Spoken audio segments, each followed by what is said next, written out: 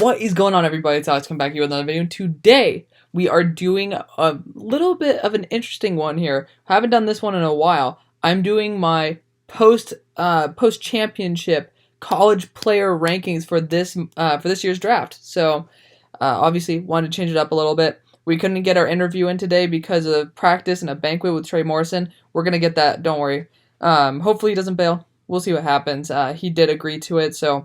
It's not like it's just like up in the air. So we should be getting that sometime soon. If you guys are UNC fans, definitely stick around for that because I'm being kind of a pain in the ass to him to make sure he comes on the channel. However, we're going to have a pretty semi-extensive overview of this. I'm going to be overviewing the first 32 picks. You guys will see probably more when I scroll down and show you guys, but then we're going to be just doing a quick overview of the top 5 wide receivers, top 5 quarterbacks. You know the drill, top 5 at every position. So without further ado, hopefully you guys enjoy my not fully, it's to be determined. This is not finalized whatsoever. There's a lot of college football to be watched, but my way too early post-championship edition of my NFL big board for the 2021 draft. So let's do this. Let's look at it.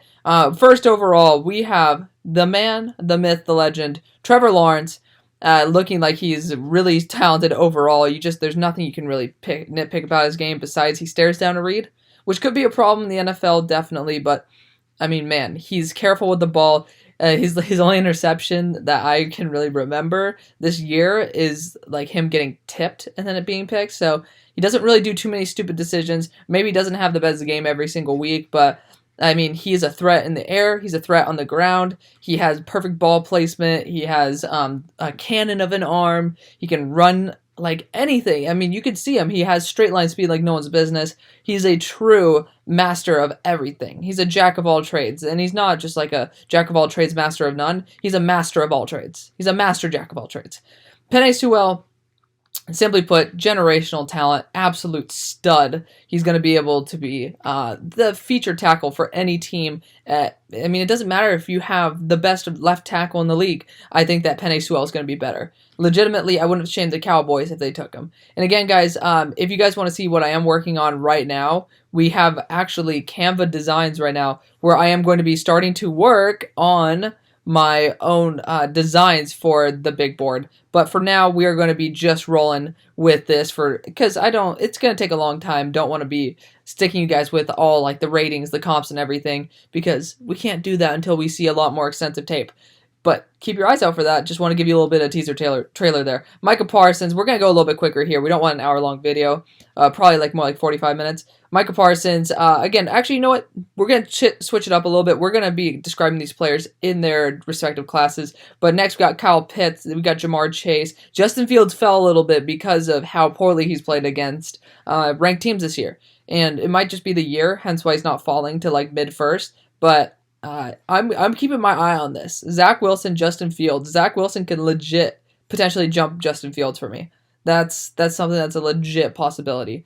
I got Patrick Surtain, Devonta Smith, two of the best in their respective positions that I've seen throughout my time scouting. They're just absolute studs. Devonta Smith, again, I think he needs a true boundary wide receiver next to him, just because I don't think he's going to work too well against these big corners and then going across the middle with these huge linebackers at 175.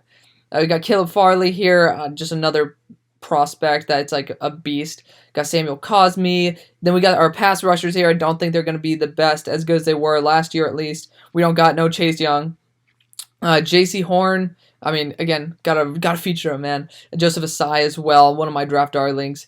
We've got Christian Darrisaw, Jalen Waddle. You know, the usual suspects. Jalen Waddle only falling because of his ankle injury. He was better than Devonta Smith when they were playing, but we haven't seen him without Devonta Smith. We've seen Devonta Smith without Jalen Waddle. JOK, I mean, man, I think that he should be honestly higher, but this class is pretty damn... There's a lot of talent in this, as there is in every draft class. But Rondale Moore, just a projection, man. We've got Wyatt Davis, ETN, Freiermuth. I feel a little disrespectful. I used to have Freiermuth in the top 10, but, I mean, Penn State's been doing a little bit rough, so I'm going to drop him down a little bit. He hasn't been lifting his team up to the amount that I thought he would. You got Trey Smith here, one of my dudes. I love Trey Smith. Eric Stokes, another one of the guys who I'm jumping into this first as well. I was one of the first to jump him into the first before TDN did, so pretty happy about that. Eichenberg, Bateman, Terence Marshall. We'll go over all these guys as well. Then you got Jaylen Mayfield, Najee, Elijah Vera Tucker, Sean Wade, and to finish off, we got Zayvon Collins. You guys can see the rest right here, but that's just going to be a quick overview of my first round. We're going to start jumping into the positions really quick. We'll go into more of the top 10 stuff, more in depth with later on videos, but I wanted to get you guys something out on this Sunday. Since it was supposed to be a Trey Morrison day, I wanted to give you guys something quite fun to watch. So, top 5 quarterbacks. Let's do it. Trevor Lawrence, don't even need to go into anything about him. You guys already know. Andrew Luck, pretty much, that's my comp for him. Just an absolute stud. I mean, he's faster than Andrew Luck, too, so sky's the limit for Trevor Lawrence. Justin Fields, again, sky's the limit for him, but I think his floor is actually starting to look a little bit low with how he panics, and he just hasn't been playing to his ability against very good teams. Zach Wilson, I mean, he's the kid with all the talent in the world. The only problems he got is injuries. You have his cockiness with his talent, which is, I mean, he has the talent to back it up. Just gotta be able to humble yourself down a little bit and not get too cocky with it. Then you got some of these passes where it's a little bit boneheaded, where someone's looking back at him and you throw a back shoulder. Like, you throw a back shoulder when the corner's expecting it to be out here, not back here. It was a stupid play, but I only seen that once. That was just a big red flag for me. And then he does the hospital shots, which I don't think he will do too much in the NFL. It's just, I think you have better wide receivers in the NFL than you do at BYU. Kyle Trask, oh yeah, you guys are going to be seeing this. This right here is unofficial. I'm going to actually add in Mac Jones into this. We're going to make it a top 6 because I want to give you something for you guys. Kyle Trask, I mean, I love this guy. Honestly, he's putting the ball perfectly on the spot every time. And I think he's getting not enough respect. His arm isn't that great. Yeah, that's okay. He puts it on a dime. He puts it right where it needs to be. That's okay. You don't need him to be throwing 60-yard bombs like a Zach Wilson could. Trey Lance, I mean, arguably, he is my quarterback 6. So, switch these guys interchangeably right now. This is all subject to change. Trey Lance has a great running ability. He was great with how he was able to protect the ball last year. But I'm worried, A, about scheme, and then B, seeing him at Central Arkansas. Yeah, they didn't have a shit ton of time to practice. That's scary to me. He overthrew some of the most wide open dudes. He just did not. He looked like a 7th round quarterback. Like, legitimately, if I was doing it based off of this 1 year, I wouldn't be putting him anywhere near the top 15 quarterbacks. Mac Jones has just been lights out the entire year. I think he deserves some respect on his name. I think he still underthrows the ball quite a bit. And this last game against Florida really showed to me that he has the potential to really show that he can actually be something special. All right, let's rock to wide receivers now. We'll go to running backs next. Number 1, this is an easy one for me. Ja'Marr Chase has the size, has the speed, has the catchability, has everything you want. He's a master of all trades, not a jack of all trades, a real master of all trades. You can say an ace of spades if you want to talk about him like that. Just a true technician, better than the number 1 and a rookie in the league right now, Justin Jefferson. Ja'Marr Chase, special talent. Devonta Smith, I mean, do we need to talk about him anymore? Guys, just watch some tape on Devonta Smith. Big issue, just his size. His frame is just, you can't, I don't know how long you're going to last at 175. I mean, I think that the guys who are too large and too small don't have a very long career in the NFL, unless it fits their body. Jalen Waddle, I mean, again, he's as good as Devonta Smith if it weren't for that ankle injury. And in isolation, we've seen Devonta Smith do amazing without Jalen Waddle. Haven't been able to see that without it. Doesn't mean it's not there, but I think that might propel Devonta up more. Rondale Moore, I mean, this guy is all projection right now. He was the number 1 missed tackle rate in college football his freshman year. And then he's a straight up gadget weapon. Think about a better Kadarius Toney. That's a Rondale Moore. And again, things are due to change. So I could be sliding in Kadarius Toney into this spot right here. Might be moving up above Amon-Ra St. Brown. Giving you guys a little hint about that 1 through 10 spot. But for now, let's continue on with Rashad Bateman. He's not very athletically gifted, hence why he dropped, but he gets good separation with his routes. He's a very good foot technician. And if you're able to do that, that's going to be okay. I think that he could be very similar to T. Higgins in the fact that maybe not the most athletically gifted with speed, but he can definitely win those heavier catches, and he's definitely someone who could get open when he needs to be. And then Terence Marshall, I mean, yes, I'm giving you guys 6 here. We're going to be doing 6 because I want to give you guys a little something sweet, a little something special. Terence Marshall has just shown that he really does have that true ability to be a number 1 wide receiver. He dropped out and opted out after a couple games this year, but he really did show that he has that burst, he has that speed, he has a better size than Ja'Marr Chase at 6'3". So LSU was doing something right with recruiting the wide receivers. I think that they're doing a great job there. Now let's go on to running back here. And we're only going to talk about these 5 guys. I'm not really in the mood to talk about, we'll talk about Chuba. But ETN, honestly, Najee Harris might be jumping him. Again, I got to do some more work here, but I'm going to tell you this one slot is not secured. But this 1 and 2 definitely is between these guys. Najee Harris and Travis Etienne are the best backs in the class, hands down. Etienne he's pretty much Alvin Kamara 2.0, but he has shown that he can be stuffed, which, I mean, Alvin Kamara has too, but watching him against Notre Dame, he's only averaging 4 yards a carry on most of his games, 1.6 against Notre Dame a couple weeks ago. That's a little scary to me. I think that he needs to boost that up. Najee, I mean, do I need to talk about him? 27 touchdowns or something in 11 games? I mean, that's not a telltale sign. Otherwise, Javonte Williams would jump Etienne. Excuse me. But Najee Harris, he has that burst. He has, to me, he's like a Le'Veon Bell. Legitimately, if you want to comp right now, Le'Veon Bell. Patient, powerful, agile, can catch the ball. Maybe not as good of a route runner as Le'Veon, but man, he's as good of a runner as Le'Veon in his prime.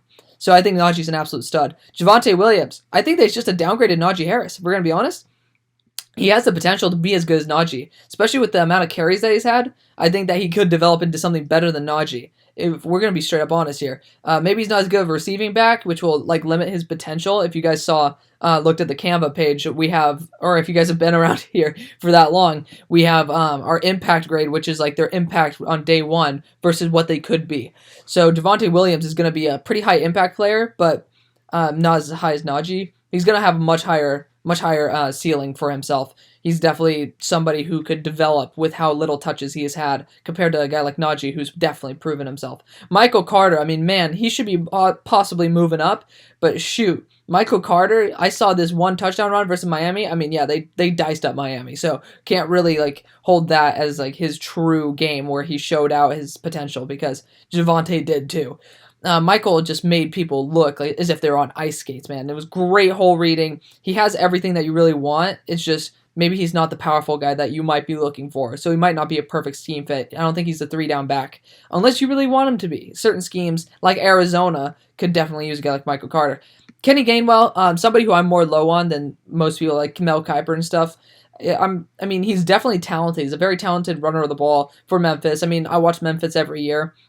He pops off. He does a very good job. But, I mean, again, he opted out this year, was really hoping to be able to see a shit ton about him, which is unfortunate, but that's okay. Kenny Gainwell, I don't think he's as good as Antonio Gibson, but he definitely has a lot of talent there, a lot of untapped potential, something I need to scout a little bit more on. Chuba Hubbard, lastly, somebody who I had at probably around 56 at the start of the year. Injuries have been an issue, and then he didn't look the explosive guy who gets 2,000 yards a season. So we're going to be going on to where are we going to go now? We're going to go to the tackle class. We're going to be trying to speed it up a little bit, guys, just to be able to conserve some time. Don't want to spoil all the analysis for when we come to the 10 picks. Penei Sewell, already know about him. Generational talent. Samuel Cosme and Christian Darrisaw, both of these guys. 85 PFF in both pass and run game. Consistent, really talented, high floor players with a very good ceiling as well. Both of them built for the NFL, and both of them should definitely go within the first 20 picks of the draft. Eichenberg hasn't let up a sack in 2 years. Love it.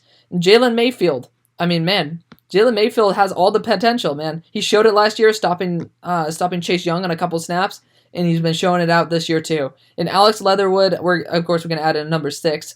Alex Otherwood, positional versatility. You saw him play very well in every single snap that he's ever done. I mean, he has a very, very high floor.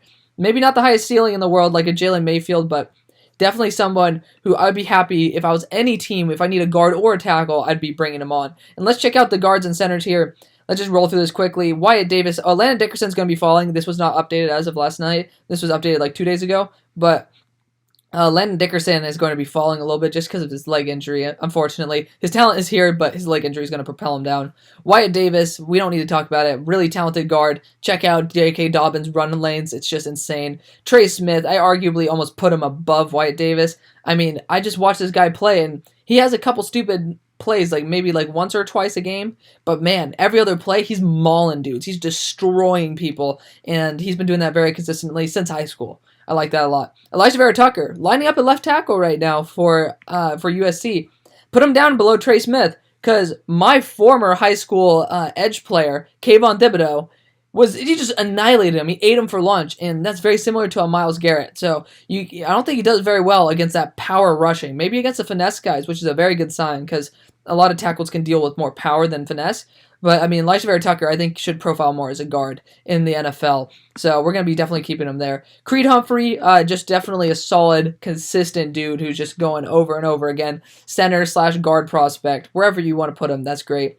And Josh Myers, we're not going to talk about Landon Dickerson. Josh Myers, again, same situation as Wyatt Davis, but without... I mean, he just hasn't been playing as well as Wyatt Davis. Wyatt Davis, the obvious person that's better on that offensive front. And let's go on to the interior of the defensive line. We'll check out the tight ends really quick. Forgot about that. Kyle Pitts, we're going to only go... we're actually going to include Kenny Yeboah here. Kyle Pitts, do I need to talk about it, man? He's a stud. Watching it, like, he disappeared the first half against Alabama, and he came back and was just like, what's up, guys? I'm Kyle Pitts. Like, don't fuck with me. He's the best tight end prospect I've ever seen. He might not even be a damn tight end. Pat Freiermuth, again, he's just an absolute monster. He can just truck over anybody you see. It's just these two guys should definitely be first-round picks. Pat Freiermuth will fall to the second. However, he's worth a first-rounder to me. Brevin Jordan, I just thought seeing Will Mallory basically take his role, that kind of scared me. Brevin Jordan plays a very good, tight end very well, and he's very impactful on his team. But when I got to see him be replaceable, it made me think maybe it might be the scheme and not him. Hence why he's not going to be up here in round 2. He's more of a round 3 guy because I know his potential is there, but it might just be because of the fact that he's schemed open, and he has a really good quarterback. Hunter Long is going to be next. I mean, this dude was up with Kyle Pitts for yards per route run last year. He's a beast. He's a straight up beast, but he's definitely not somebody who I'm going to be sticking my money on. And Charlie Kolar, I mean, he's part of a 3 tight end system. And this last week again in his championship game, I'm not sure if he was. Yeah, I think it was the Big 12 championship. He looked pretty damn good, man. He looked really good.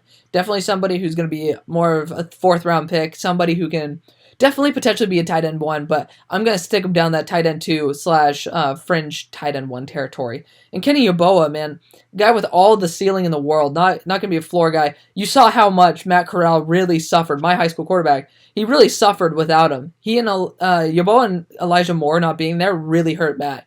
And the fact that Matt said he's not going to declare for the draft, that really hurt him too. So it's going to be a little bit sucky, but yeah, Yeboah you saw his impact. Let's check out the defense really quick.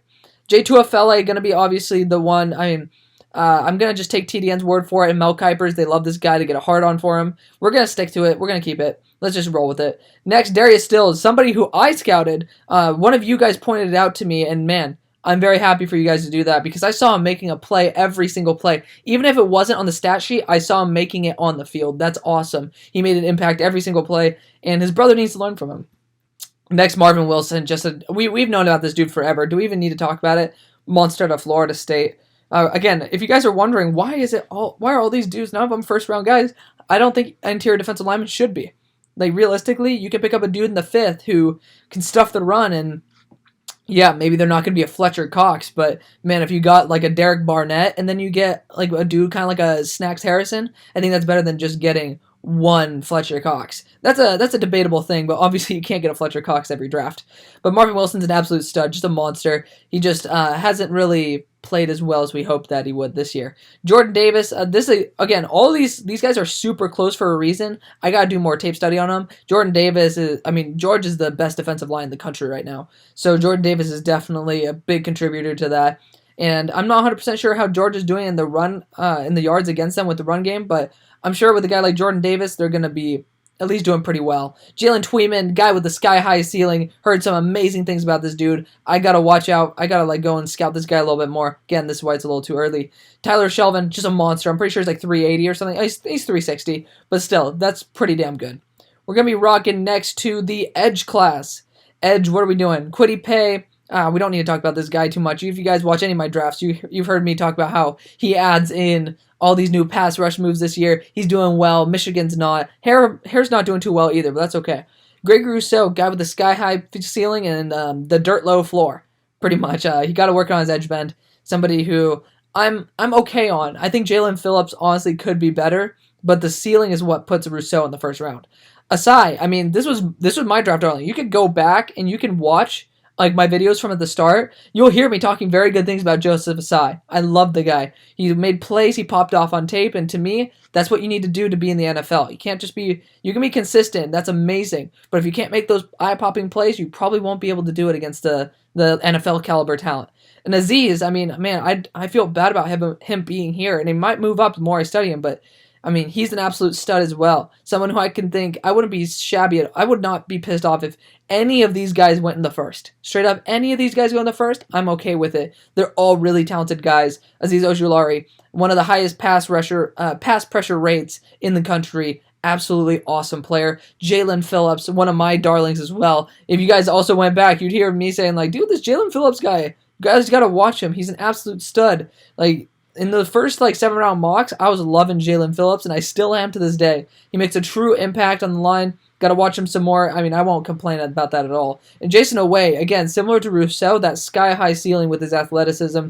Only reason he's down here, I've heard from Penn State fans who watch it very religiously, it doesn't really always show up on tape. So that's something that I really need to watch a little bit more. And again, hence why I'm always saying this is way too early. Let's look at the linebackers.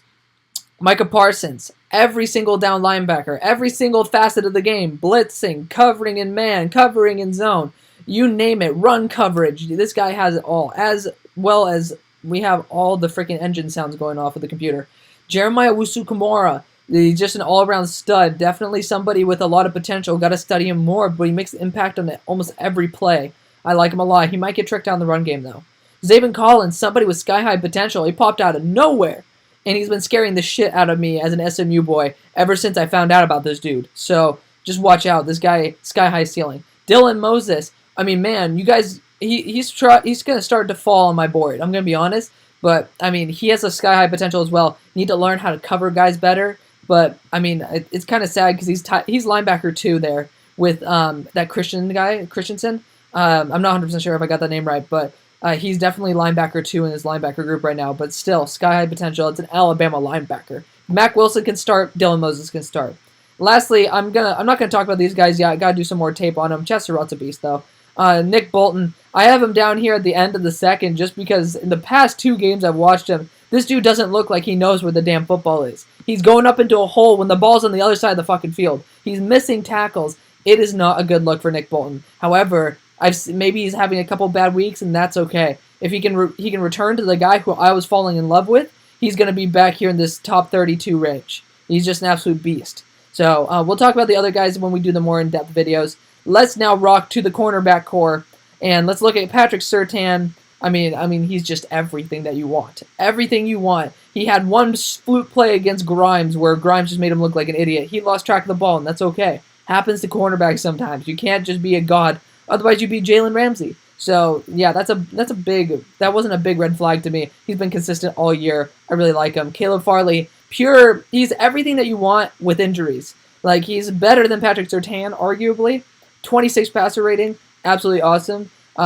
Perfect press corner, but, again, injuries have kind of limited his ability. J.C. Horn, son of Joe Horn. He has an NFL wide receiver who's Hall of Famer as a father. He's been trained to how to deal with these wide receivers very well. Very, very, very talented player. Kind of looked a little bit lackluster in that versus Ole Miss game, I'm going to be honest. But that's okay. You know, I think J.C. Horn, definitely that's a little blip on his radar, but nothing too shabby. Deserves to be the number 3 corner in this draft. Eric Stokes. I mean, man, watching this guy pop off, he had some instincts. I loved it. I loved it to death. He was able to hop off routes very similar to Marcus Peters, hint, hint. Just definitely a very talented dude with return ability, 2 return touchdowns. Shaun Wade, if he's a pure slot corner, he's up in this territory. But he's so cocky, he thinks he can be a boundary corner. He's not. But since he's only a slot corner as well, I'm going to drop him down a little bit because he really can't play. I mean, he got some of his picks where the wide receiver was like 6 yards away from him and the guy missed. Like, I just saw that. I was like, you have to be kidding me. Like, you should not have gotten that pick. You should have been looking like a complete fool. Just Shaun Wade. He was the reason why Clemson won that football game when he got knocked out with his targeting. But ever since then, he's been kind of a liability in my eyes. Asante Samuel, we're going to be going down to here because I want to talk about Elijah Molden. Asante Samuel, I've been loving this dude since day one. Watch all my videos. I loved him more than Eric Stokes, more than Tyson Campbell from day one. But Eric Stokes showed some things. Asante Samuel's just been very consistent. Best player on Florida State, hands down. Elijah Molden, my true favorite slot corner in this class. but Sean Wade's shown that it can go to the outside. Elijah Molden has been doing balling his like freaking mind out. Also, Sean Wade's been doing it against better talent than Elijah, but Elijah has been doing easily the best out of all these guys grade-wise by PFF. We're going to check out safety, making sure that I actually did do everything. I don't want to be leaving y'all out. Lastly, with safety, Trayvon Moehrig. Hands down, the best safety in the class. Zero doubt in my mind. Better than Javon Holland, 100%. And again, you can see Javon Holland and Trayvon Moehrig. To me, there's no difference between, like, there's no competition with Paris Ford here. But Trayvon Moehrig been consistently the best safety in the country 2 years in a row. And I mean, man, if this dude's taken in the first round, top 15, that is fine by me. He is an excellent safety with great coverage skills, with great hit power, good enough athleticism. Man, I love this kid from TCU. I think any team that has him is going to be good with... I think he's kind of similar to Jesse Bates in my eyes. When I watched him, I got some hints of Jesse Bates. That's kind of scary. Javon Holland, I mean, a guy who is slot corner, also strong safety. I think he has a fit at any safety position that he wants. He could be slot corner as well. Glad that the computer fan died down a little bit. That's quite nice. But Javon Holland, I mean, he's definitely just a jack of all trades, master of none. That's the definition of this dude. And that's okay. You know, that's something, if you need some constancy on your team, Jags, that is going to be something that's going to be absolutely wonderful for you guys. Next, Paris Ford, just a true mauler. I think that he's been getting a little bit too many targeting calls and stuff. He's a true bruiser. If you want to, I would compare him to Landon Collins in that aspect, but I think that he gets carried away with it a little too much. Andre Sisco, true roaming safety. I like him a lot. I think that these guys, if you subtract one round from them, if you're willing to reach and you need them that badly, that's okay to me. Like if Paris Ford, if he gets taken in the second, that's okay. If it fits perfectly, that's okay. So just keep that in mind. Andre Sisco, true ranging, moving safety. I think that he has a true impact. You saw how Syracuse played without him there. He is a true master of that team. Hamza, dude who's going to be a true box safety as well, is definitely going to... He's just a worse version of Paris Ford with 6'4". Let's see if Paris... okay, so he has an extra 4 inches on Paris Ford, but Hamza definitely first-round type of talent. Just, again, maybe not the perfect fit for anybody. Going to be more of a box safety, and that's perfectly fine. If he fits the scheme, I think that's going to be definitely a high-ceiling option. Colby Harvey-Peel, another high-ceiling guy. I love this dude. Very athletic. I think that he can just snag any ball out of the air. I saw balls... Like, when I saw him do one insane interception, I saw him do some amazing coverage skills, amazing ball tracking, and amazing catch point skills. That's great. I think he's a perfect fit on the Patriots to replace Devin McCourty. I think that he doesn't have the best hips in the world, and that will lead him to have to be in a very strict free safety role rather than having to go more of a slot corner role. And I think that's going to be perfectly fine. We're not going to talk about Richard LeCount. Haven't done enough studying on him. But again, I haven't been too impressed with him either. So I'm pretty sure that's it, guys. Just got to check over it one more time. And yeah, that's it. So thank you guys so much for watching. I hope you guys enjoyed it. Sorry for not having the interview today. I mean, it's obviously not my fault. It's kind of Trey's fault for leading me on in that. But that's okay. We'll bring him on sometime. Hopefully you guys enjoyed that. Tomorrow we're going to have some fun mock drafts again. I really do appreciate your guys' support. I'll see you on the far side. Peace.